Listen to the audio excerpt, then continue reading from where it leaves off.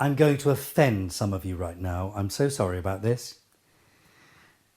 But one of the things I really, really want you to start doing is to start thinking about what you're saying. Well, of course I do. I do that all the time. No, really, please. When you see a sentence, are you seeing it in the right way? Here's the big question. Are you making sense? Now, I hear people on the television all day, every day, put the emphasis on the wrong word in a sentence. Oh, I know what you're saying. Oh, but there is no wrong way. There's my way. No, to be honest, there's the highway if you talk like that. No, please, no. A sentence is a sentence. It has a verb, has a subject, has a predicate. Now, these are all basic things that we learnt when we were knee-high to a grasshopper. But everybody seems to have forgotten about it. A sentence is constructed with an important word in it, the word that must be emphasized. We can't let it drop. Okay? Again, I will upset millions of people now. Quite frankly, my dear, I don't give a damn. Now, what on earth made you think that that was the right way of pronouncing that sentence? Because it doesn't make sense. Now, okay, if you're Clark Gable, you can get away with it. You can have a whole cult of things so that now people don't say, frankly, my dear, I don't give a damn. They just say, give a damn.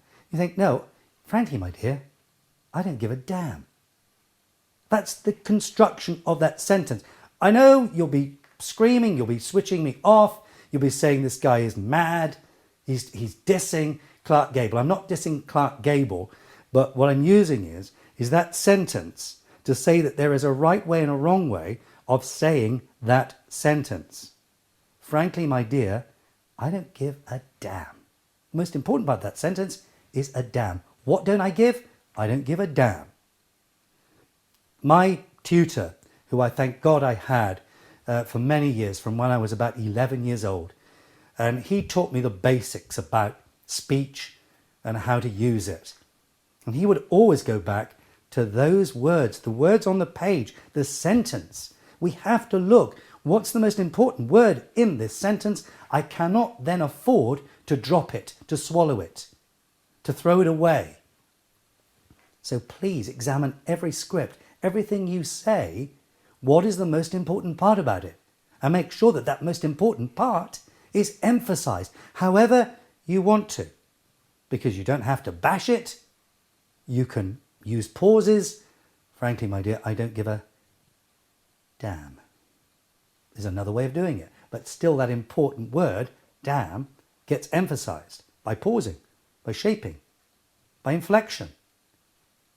But always, always study the meaning of what you're saying and make sure that if someone hears you, they understand exactly what that sentence means.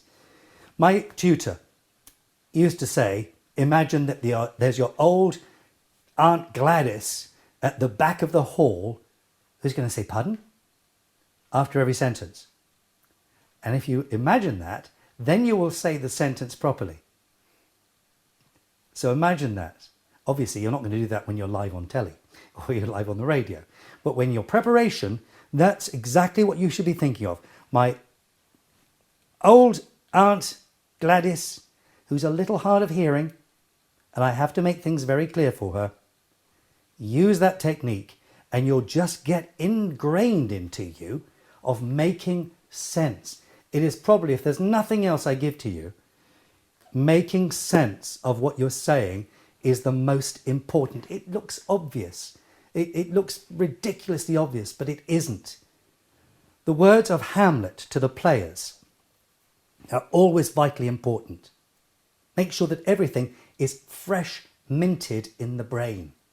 It sounds as if it's the first time that you've had this idea and the first time that you're saying it. And then you will be along that road. And if you also remember, of course, to thine own self be true, together with fresh minted in the brain, everything you say will be coming directly from you, from your heart, and will make sense. Everything is of nothing if we don't make sense.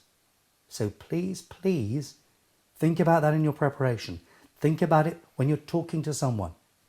It makes the difference between you being a great host and an ordinary host.